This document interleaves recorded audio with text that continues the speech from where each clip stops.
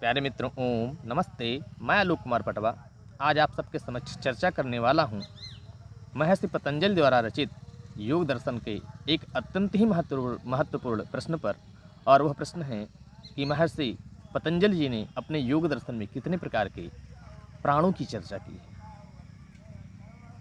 बिल्कुल नया प्रश्न लग रहा होगा आप लोगों को, किंतु ये प्रश्न बहुत ही बार परीक्षा में पूछा जाता है, या कि आपसे किसी प्रैक्टिकल के एग्जाम में पूछ लिया जाता है, या कि वायुसेवी इत्यादि के परीक्षा में भी पूछा जा सकता है।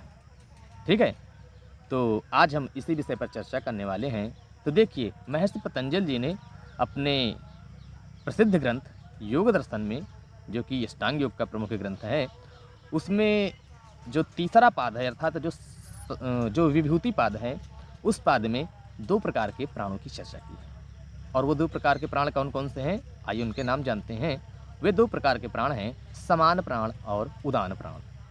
इस संदर्भ में इन दोनों के एक एक सूत्र प्राप्त होते हैं, और वो सूत्र हैं समान जयाल ज्वलनम और उदान जयात जलपंक कंटक आदिश उत्क्रांतिश्च।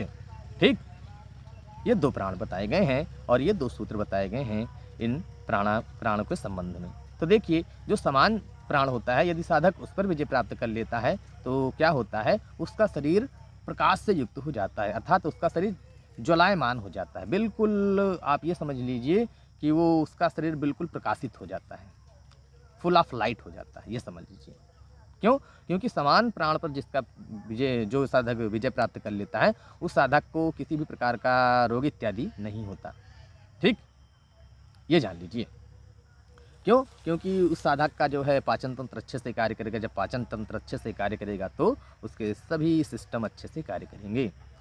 अब देखिए, तो मुख्य लाभ क्या बताया उन्होंने? बताया कि जो साधक समान नामक प्राण पर विजय प्राप्त कर लेता है, उस साधक का शरीर ज्वलायमान हो जाता है, बिल्कुल प्रज्वलित हो जाता है, बिल्कुल एक तरीके से समझ लीजिए प्रकाशित हो जाता है। ठीक, कांति से युक्त हो जाता है। अब देखिए, जो दूसरा प्राण है, अर्थात जो उदान नामक प्राण है, तो वहाँ पर वर्णन आता है कि जलपंक कंटक आदिश उत्क्रांतिश्च। जो साधक उदान नामक प्राण पर विजय प्राप्त कर लेता है, वो ना तो जल में डूबता है, अर्थात वो जल पर तैर सकता है। ठीक, और ना ही वो कीचड़ इत्यादि में फंसता है, अर्थात ना वो कहीं पर मड इत्यादि में वो कहीं पर धंसेगा ही। ठीक, वो मड का भी प्रभाव उसके शरीर पर नहीं पड़ेगा। और क्या होता है, तीसरा लाभ क्या बताया उन्होंने कि कंटक आदि उत्क्रांतिश्च।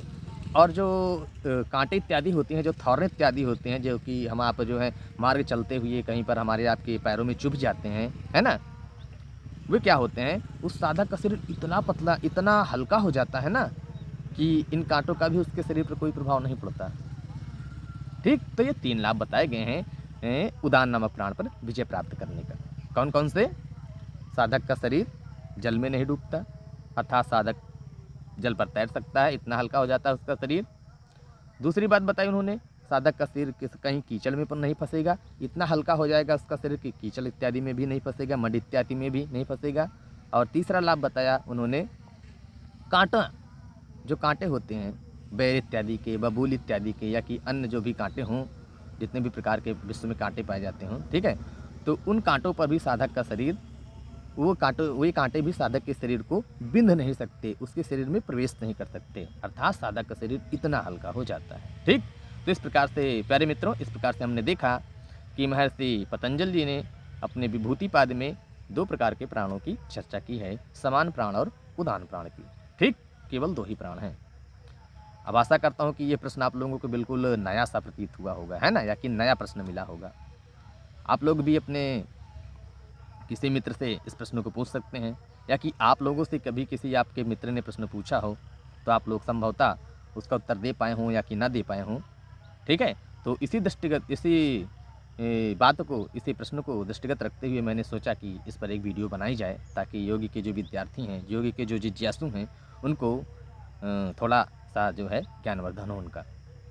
अब आशा करता हूँ कि वीडियो आप लोगों को अच्छा लगा होगा। यदि वीडियो अच्छा लगा हो तो वीडियो को लाइक कीजिएगा, चैनल को सब्सक्राइब कीजिएगा यदि इच्छा हो तो, और जितने आपके चाहने वाले मित्र हों, योग के विद्यार्थी हों, योग के जिज्ञासु हों, उन अपने मित्रों तक, उन योग के जिज्ञासुओं तक इस वीडियो को अग्रेसित कीजिएगा, फॉरवर्ड कीजिएगा, और चैनल को सब्सक्राइब करना बिल्कुल मत भूलिएगा, ताकि मैं जितने भी नए नए वीडियो बनाऊँ आप लोगों के लिए वो आपको समय पर उसका नोटिफिकेशन प्राप्त होता रहे। सभी को ओम नमस्ते, स्वस्थ रहिए, मस्त रहिए, योग के अभ्यस्त रहिए।